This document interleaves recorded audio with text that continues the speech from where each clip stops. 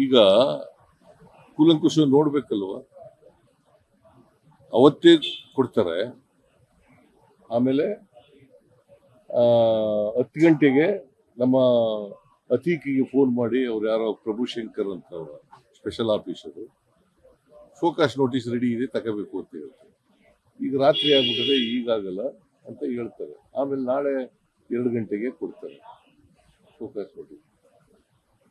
ಅಷ್ಟೊಂದು ಆತುರವಾಗಿ ಕೊಟ್ಟಿದಾರಲ್ಲ. ಅದೇ ಜೊಲ್ಲೆ ಮೇಲ್ ಕಂಪ್ಲೇಂಟ್ ಇದೆ, ಜೊಲ್ಲೆ ಮುರುಗೇಶ್ ನಿರಾಣಿ ಮೇಲೆ ಕಂಪ್ಲೇಂಟ್ ಇದೆ, ಜನಾರ್ದನ್ ರೆಡ್ಡಿ ಮೇಲೆ ಕಂಪ್ಲೇಂಟ್ ಇದೆ. ಅವ್ರ ಮೇಲೆ ಏನು ಮಾಡಲ್ಲ, ವರ್ಷಗಟ್ಟಲೆ ಇದೆ. ಅವ್ರ ಮೇಲೆ ಯಾಕೆ ಮಾಡಲಿಲ್ಲ?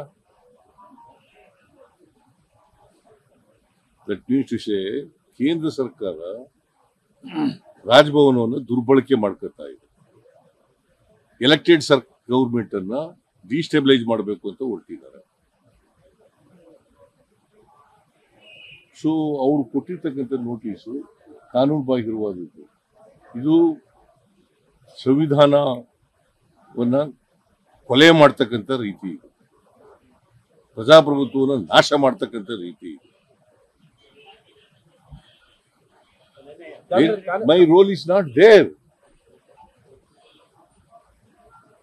Where is my role? ಹೇಳಿ ನೋಡೋಣ, ನಂದು ರೋಲ್ ಏನಿದೆ. ಏನೂ ಇಲ್ಲದೇನೆ ಅನಗತ್ಯವಾಗಿ ಇದು ಮಾಡ್ತಾ ಇದೆ.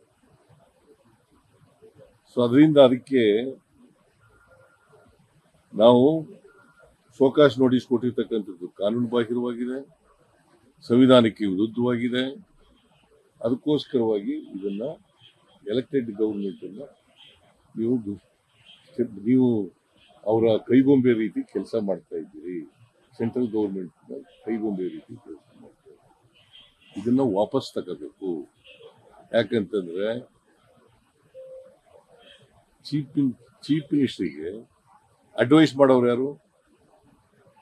ಅಲ್ಲ, ಗವರ್ನರ್ಗೆ ಅಡ್ವೈಸ್ ಮಾಡೋರು ಯಾರು?